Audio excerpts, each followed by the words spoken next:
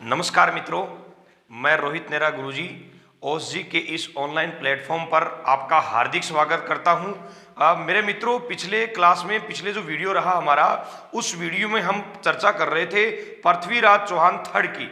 हमने पृथ्वीराज चौहान थर्ड के बारे में थोड़ा सा उनके प्रारंभिक जीवन और प्रारंभिक विजयों के बारे में पढ़ा। हमने देखा कि किस प्रकार से पिछले एपिसोड में हम देख रहे थे कि किस प्रकार से पृथ्वीराज चौहान और जयचंद गढ़वाल यानी चौहानों के और गढ़वालों का संघर्ष जो था, उनके बीच मतभेद था, वो किस प्रकार हुआ। यानी पहला जो कारण रहा वो रहा दिल्ली को लेकर के, और उसके बाद में हम देख रहे थे कि किस प्रकार पृथ्वीराज चौहान जयचंद गढ़वाल की पुत्री संयोगिता से प्रेम करने लग गए। अब संयोगिता को हमने पिछले वीडियो में देखा कि संयोगिता को कमरे के अंदर बंद कर दिया। अब पिताजी ने कहीं नहीं जाने की, मतलब कहीं नहीं जाएगी बेटी, केवल कमरे में बंद कर दो इसको, कॉलेज वॉलेज सब छुटवा दो इसकी, और ये केवल घर रहेगी। और उसने उसके विरह में गाना गाया, और उधर से जब वो गाना पृथ्वीराज के लिए गाया, जब संयोगिता ने गाना गाया, वो गाना सीधा पृथ्वीराज को पहुंचा, और पृथ्वीराज ने भी वापस गाना गाया। और पृथ्वीराज को पता चल गया कि जयचंद गढ़वाल यानी बापू फोरम में है, जयचंद गढ़वाल संयोगिता का ब्याह कहीं भी करवा सकता है। इसलिए पृथ्वीराज चौहान ने रातों रात अपने घोड़े नाट्य रंबा के ऊपर, ध्यान से सुनना, पृथ्वीराज चौहान के घोड़े का नाम नाट्य रंबा, नोट कर लो, बहुत बार पूछता है पृथ्वीराज चौहान के घोड़े का नाम क्या था। पृथ्वीराज चौहान के घोड़े का नाम नाट्य रंबा था, और अपने घोड़े नाट्य रंबा को लेकर पृथ्वीराज चौहान तुगड़क तुगड़क तुगड़क तुगड़क करते हुए कन्नौज पहुंच गए। पर कन्नौज में जाकर उन्होंने संयोगिता को कहा, महल पे चुन्नी पे चुन्नी, चुन्नी पे चुन्नी लगा के, और नीचे पीछे की तरफ उतरा, यानी कि संयोगिता को भगा लाए। संयोगिता का अपहरण करके पृथ्वीराज चौहान ले आए। यानी जब, ध्यान से सुनना, रात का आलम था, घोड़े पे पृथ्वीराज और संयोगिता बैठे हैं दोनों। अब गाना गाया होगा पृथ्वीराज चौहान ने, मैं तुझको भगा लाया हूं तेरे घर से, तेरे बाप के डर से, हो तेरे बाप के डर से। यानी कि जयचंद गढ़वाल की पुत्री संयोगिता से पृथ्वीराज चौहान ने अपहरण करके गंधर्व विवाह कर लिया, प्रेम विवाह कर लिया। यानी कि अब जयचंद गढ़वाल की महत्वाकांक्षा को, उनकी प्रतिष्ठा को काफी धक्का लगा कि जयचंद गढ़वाल जैसे राजा की पुत्री को पृथ्वीराज चौहान ने अपहरण करके उनसे गंधर्व या प्रेम विवाह कर लिया, और अपने घोड़े नाट्य रंभा, ध्यान से दिया, नोट कीजिएगा इस बात को, पृथ्वीराज चौहान के घोड़े का नाम नाट्य रंभा, उस घोड़े के ऊपर भगा लाए। यानी कि कुल मिलाकर वृत्तांत हम देखें तो ये रहा कहानी का सारांश। ये रहता है कि चौहानों के और गढ़वालों के बीच में संघर्ष की शुरुआत हो गई, और जो दुश्मनी है वो और भी चौड़ी हो गई, दुश्मनी की खाई चौड़ी हो गई। यानी कभी भी चौहानों के ऊपर कोई दिक्कत आएगी, कोई बाह्य आक्रमण होगा, तो गढ़वाल चौहानों का साथ नहीं देंगे। यानी पृथ्वीराज चौहान ने इधर कन्नौज रियासत, जो उत्तर प्रदेश में कन्नौज रियासत पड़ती है, उस कन्नौज रियासत के राजा जयचंद गढ़वाल से दुश्मनी कर ली। अब देखिएगा, इसके बाद में जो पृथ्वीराज चौहान हैं, पृथ्वीराज चौहान ने अपने अड़ोसी पड़ोसी सब राजाओं से दुश्मनी मोल ले ली। देखिएगा, हर दिल्ली के पास, ये जो दिल्ली है, इस दिल्ली के पास ही एक गुड़गांव रियासत थी, जो वर्तमान में हरियाणा का एक जिला है गुरुग्राम। गुड़गांव का वर्तमान नाम है गुरुग्राम। वो गुड़गांव रियासत थी, और उस गुड़गांव रियासत के ऊपर शासन कर रहे थे पृथ्वीराज चौहान के चचेरे भाई नागार्जुन। यानी पृथ्वीराज चौहान का चचेरा भाई नागार्जुन गुरुग्राम के ऊपर शासन कर रहा था। और जब 1178 ईस्वी में शासन की बागडोर पृथ्वीराज चौहान ने स्वयं के हाथ में ली, तो उन्होंने सबसे पहले अपने चचेरे भाई यानी गुरुग्राम के शासक, गुरुग्राम के सूबेदार, अपने चचेरे भाई नागार्जुन का दमन किया। यानी कि कई बार परीक्षा में पूछा गया सवाल है कि पृथ्वीराज चौहान का पहला विजयी अभियान था, पहला विजयी अभियान गुरुग्राम के शासक नागार्जुन का दमन करना। यानी कि पृथ्वीराज चौहान ने नागार्जुन का दमन कर दिया 1178 ईस्वी में। तो उनका पहला अभियान 1177 ईस्वी में मात्र 11 वर्ष की आयु में राजा बने थे और लगभग 1 वर्ष बाद 1178 में उन्होंने गुरुग्राम पर धावा बोल दिया और गुरुग्राम के शासक नागार्जुन का दमन कर दिया। यानी एक उनका विजयी अभियान रहा।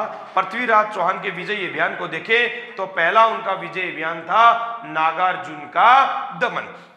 देखिएगा मेरे मित्रों, इसके बाद में जो पृथ्वीराज चौहान हैं यानी कि उन्होंने भंडानकों का दमन किया। पृथ्वीराज चौहान ने भंडानकों का दमन किया। भंडानक सतलज प्रदेश की एक गुमंतु बर्बर जाति थी। यानी कि हिसार के आसपास, हिसार एक जिला था हरियाणा में, हिसार के आसपास की एक जाति थी और उस जाति का नाम था भंडानक। यानी ये ऐसी जाति थी, यानी दूसरे की जमीन पर कब्जा करने वाली जाति थी। यानी कोई संभाल नहीं करे अपने खेत की संभाल कोई नहीं करे, अपने साम्राज्य की कोई संभाल नहीं करे तो उसके साम्राज्य पर अधिकार या कब्जा करने वाली ये एक जाति थी। और ये जाति हिसार प्रदेश से यानी सतलज से, हरियाणा से, सतलज प्रदेश से धीरे धीरे चलती और ब्रज क्षेत्र तक आ गई। पूर्वी भारत में यहाँ पर आगरा मथुरा तक आदम की। और ये जब भंडानक जाति हिसार से आगरा आई यानी यहां तक पहुंची तो कहते हैं कि पृथ्वीराज चौहान का तो इधर ध्यान था ही नहीं, लेकिन उनके दरबारी कवि चंद्रबरदाई या उनके अच्छे मित्र भी हैं चंद्रबरदाई, उन्होंने उनको इससे अवगत कराया कि आपको अपने साम्राज्य पे ध्यान देना चाहिए, न कि भोग विलासी चीजों पर ध्यान देना चाहिए। यानी कि चंद्रबरदाई के कहने पर पृथ्वीराज चौहान ने ये जो भंडानक जाति है, जो सतलज प्रदेश हिसार हरियाणा की ये जो कब्जा करती ब्रज क्षेत्र आगरा मथुरा तक आ गई है, इनका दमन करने के लिए उकसाया।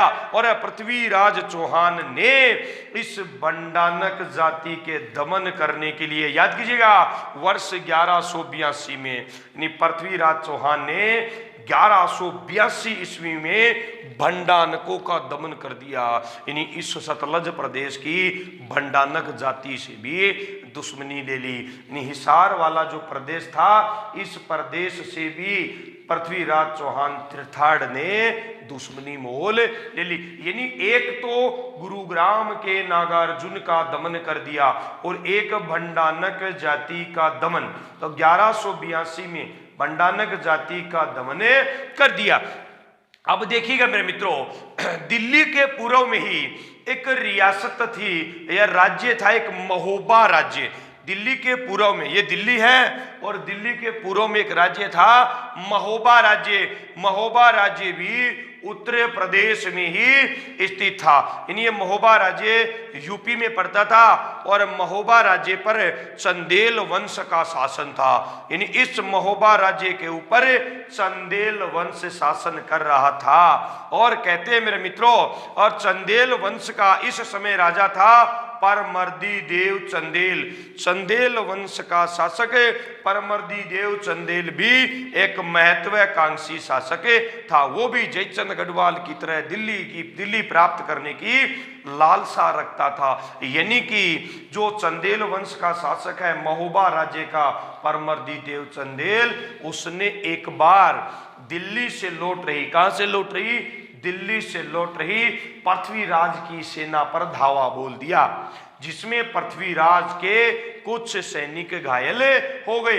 यानी कि जब 1182 ईस्वी में दिल्ली से पृथ्वीराज चौहान की सेना लौट रही थी तो महोबा राज्य के परमर्दी देव चंदेल ने उनकी सेना पर धावा बोल दिया। अब देखिएगा, जब परमर्दी देव चंदेल ने धावा बोला तो पृथ्वीराज के कुछ सैनिक घायल हो गए। पृथ्वीराज चौहान के कुछ सैनिक लहूलुहान हो गए, घायल हो गए। और जब लहूलुहान सैनिक, घायल सैनिक जब पृथ्वीराज चौहान के पास पहुंचे तो उन्होंने सारा वृतांत पृथ्वीराज चौहान को बताया। तो पृथ्वीराज चौहान ने कहा तुरंत आक्रमण की तैयारी कीजिए। यानी उस परमर्दी देव चंदेल की इतनी हिम्मत कि मेरे सैनिकों पर दावा बोले, बेवजह मेरी सेना पर आक्रमण करे। और पृथ्वीराज चौहान ने उस परमर्दी देव चंदेल को पराजित करने के लिए उन पर धावा बोल दिया। और दोनों सेनाओं के मध्य, चौहान और चंदेल सेनाओं के मध्य तुमुल का युद्ध हुआ। यानी कि जो चौहान शासक है पृथ्वीराज चौहान, उनके मध्य और परमर्दी देव चंदेल के मध्य तुमुल का युद्ध हुआ। तुमुल का युद्ध 1182 ईस्वी में हुआ।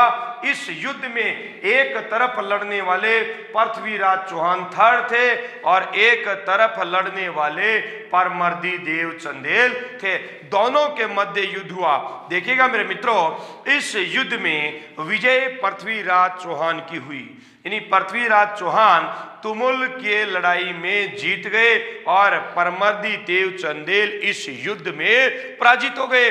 लेकिन मजे की बात, परमर्दी देव चंदेल के पास 2 वीर सैनिक थे और उन वीर सैनिकों का नाम था आल्हा और उदल। यानी कि परमर्दी देव चंदेल की सेना में 2 बहुत विश्वास पात्र मजबूत सैनिक थे और एक सैनिक का नाम था आल्हा और दूसरे सैनिक का नाम था उदल।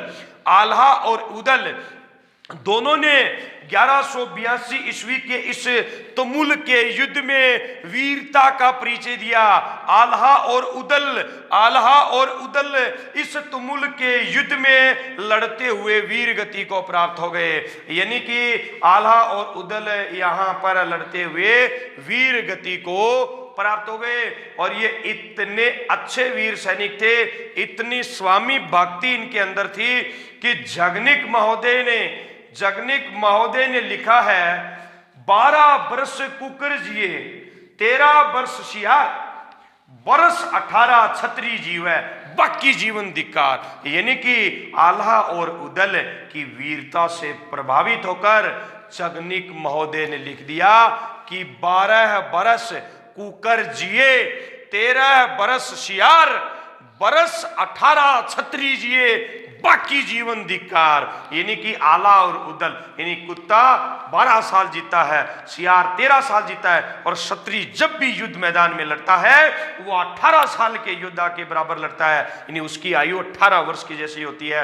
आला और उदल की वीरता से इतने जगनिक महोदय प्रभावित होते, तभी ये स्लोगन उन्होंने लिखा। यानी कि इस 1182 के इस तुमुल के युद्ध में पृथ्वीराज चौहान विजयी रहे और परमर्दी देव चंदेल की पराजय हुई और उनको अपने विश्वास पात्र और योग्य दोनों सैनिक होने पड़े, जिनका नाम था आल्हा और एक का नाम था उदल। आल्हा और उदल इसमें वीर गति को प्राप्त हो गए। यानी हम कह सकते हैं कि पृथ्वीराज चौहान ने दिल्ली के पूर्व में स्थित महोबा राज्य से भी दुश्मनी कर ली, उधर कन्नौज के जयचंद गढ़वाल से दुश्मनी कर ली, इधर गुरुग्राम के नागार्जुन से दुश्मनी कर ली, हिसार प्रदेश की बंडानक जाति से भी दुश्मनी कर ली। अब जो पृथ्वीराज चौहान हैं उन्होंने अपने अड़ोस पड़ोस में सारे दुश्मने पाल लिए। देखिएगा मेरे मित्रों, हमारे राजस्थान के संपर्क में या राजस्थान की सीमा के टच करती हुई सीमा गुजरात प्रांत की लगती, और इस गुजरात प्रांत में, ये देखो राजस्थान के पास ये गुजरात प्रांत है, और इस गुजरात प्रांत में, इस गुजरात राज्य में चालुक्य वंश का शासन था। इस गुजरात राज्य में चालुक्य वंश का शासन था और अजमेर पर चौहान वंश का शासन था। दोनों राज्यों की सीमाएं आपस में लगती थी और दोनों के दोनों राज्य आपस में एक दूसरे के राज्य को हड़पना चाहते थे, यानी अपने साम्राज्य का विस्तार करना चाहते थे। तो गुजरात पे जो चालुक्य शासक हैं, उस चालुक्य वंश के राजा इस समय थे भीमदेव द्वितीय। याद कीजिएगा इस नाम को, ये वीर सैनिक हैं, ये भी भीमदेव द्वितीय। गुजरात प्रांत के ऊपर चालुक्य वंश का शासन है और चालुक्य वंश के राजा भीमदेव द्वितीय प्रतापी शासक है, एक अच्छे योद्धा हैं पृथ्वीराज चौहान की तरह। अब देखिएगा, हमारे राजस्थान में एक आबू रियासत थी और इस आबू रियासत की राजकुमारी थी इंछणी देवी। इस आबू रियासत की राजकुमारी का नाम था इंचनी देवी। और इस इंचनी देवी की, ये जो इंचनी देवी हैं, इन इंचनी देवी का विवाह गुजरात के चालुक्य शासक भीमदेव द्वितीय से तय हुआ। यानी इंचनी देवी की सगाई जो है वह सगाई करी गुजरात रे राजा भीमदेव द्वितीय के साथ। अब देखो ध्यान से सुनना, जो आबू की राजकुमारी है इंचनी देवी, इंचनी देवी की सगाई तो गुजरात के भीमदेव द्वितीय से तय हुई, लेकिन उस इंचनी देवी से प्रेम कौन करने लग गया? उस इंचनी देवी से प्रेम अजमेर का पृथ्वीराज चौहान करने लग गया। यानी कि इंचनी देवी से भी अजमेर के चौहान शासक पृथ्वीराज चौहान थर्ड प्रेम करने लग गए। और मेरे हिसाब से यानी कि कैसे, किस प्रकार से, क्या वृत्तांत रहा होगा उनकी प्रेम कहानी का, जब उन्होंने पृथ्वीराज चौहान ने इंचनी देवी को प्रपोज किया होगा, किस प्रकार से उन्होंने उनको बोला होगा। आप देखिएगा क्या कह रहे हैं पृथ्वीराज चौहान इंचनी देवी को, इस इश्क में न जाने क्या क्या होता है, इस इश्क में न जाने क्या क्या होता है, आशिक जाने या रब जाने। इस इश्क में न जाने क्या क्या होता है, आशिक जाने या रब जाने, इस बार न जाने क्या होगा, हम तो पहले भी हुए थे दीवाने। यानी कि हमने तो पहले भी जयचंद गढ़वाल की बेटी संयोगिता से प्रेम किया था। यानी इस इश्क में न जाने क्या क्या होता है, आशिक जाने या रब जाने, इस बार तो न जाने क्या होगा, हम तो पहले भी हुए थे दीवाने। देखिएगा मेरे मित्रों, जे आगे जब पृथ्वीराज उनको जब ये कह रहे हैं तो आगे कह रहे हैं, ये कैसा सफर है, ये कैसी है राहें, ये कैसा सफर है, ये कैसी है राहें कि मंजिल की मुझको खबर ही नहीं है। ये कैसा सफर है, ये कैसी है राहें कि मंजिल की मुझको खबर ही नहीं है। ढूंढूं कहाँ मैं, ढूंढूं कहाँ मैं सुकून अपने दिल का, इधर भी नहीं है, इधर भी नहीं है। ढूंढूं कहाँ मैं सुकून अपने दिल का, इधर भी नहीं है, इधर भी नहीं है। इन्हीं संयोगिता के पास भी नहीं है, इंचनी देवी के पास भी नहीं है। फिर किसी दर्द ने मुझे किया बेकरार है, इंचनी देवी हमको तुमसे प्यार है, हमको तुमसे प्यार है। बस बस बस, अब तिकरण की जरूरत इंचनी देवी तो सारी लट्टू होगी, तो पूरी की पूरी पृथ्वीराज चौहान को परी। बस अब इंचनी देवी पृथ्वीराज चौहान से प्रेम करने लग गई। और पृथ्वीराज चौहान ने गुजरात के चालुक्य शासक भीमदेव द्वितीय की इच्छा के विरुद्ध इंचनी देवी से भी प्रेम विवाह कर लिया। ठीक है, तो गुजरात के चालुक्य शासक भीमदेव द्वितीय की इच्छा के विरुद्ध पृथ्वीराज चौहान ने इंचनी देवी से प्रेम विवाह या गंधर्व विवाह कर लिया। अब देखिएगा, जो गुजरात जैसी महत्वपूर्ण रियासत थी, जहां का राजा भीमदेव द्वितीय था, उनकी जो सगाई हुई इंचनी देवी से, और इंचनी देवी से पृथ्वीराज ने प्यार करके यानी कि भीमदेव द्वितीय से भी दुश्मनी मोल ले ली। यानी कि अब यदि पृथ्वीराज चौहान पर कोई बाह्य आक्रमण होता है तो ना तो कन्नौज का जयचंद गढ़वाल साथ देगा, ना महोबा का परमर्दी देव चंदेल, ना गुड़गांव का नागार्जुन, ना हिसार सतलज प्रदेश की बंडानक जाति, और ना ही गुजरात के चालुक्य वंश का भीमदेव द्वितीय। यानी कि जब कोई बाहरी आक्रमण आएगा तो अड़ोसी पड़ोसी राज्य पृथ्वीराज चौहान का साथ नहीं देंगे। और हम देखेंगे अगली क्लास में, अगले वीडियो में देखेंगे कि किस प्रकार से पृथ्वीराज चौहान का तुर्कों से या बाह्य आक्रमणकारी अरब आक्रमणकारियों से उनका सामना होगा, और क्या पोजीशन होगी, किस प्रकार भारत का इतिहास किस दिशा में चला जाएगा, और कैसे भारत में तुर्क सत्ता स्थापित हो जाएगी। इन गजनी राज्य का मोहम्मद गोरी किस प्रकार आएगा और दोनों के मध्य युद्ध कैसे होगा। तब तक के लिए जय हिंद दोस्तों, नमस्कार मित्रों। ओस जी के YouTube चैनल को सब्सक्राइब करें, हमारे वीडियोस को लाइक करें और ज्यादा से ज्यादा शेयर कर दें, हमारे वीडियोस को लाइक कर दें, सब्सक्राइब कर दें। जय हिंद दोस्तों, नमस्कार मित्रों।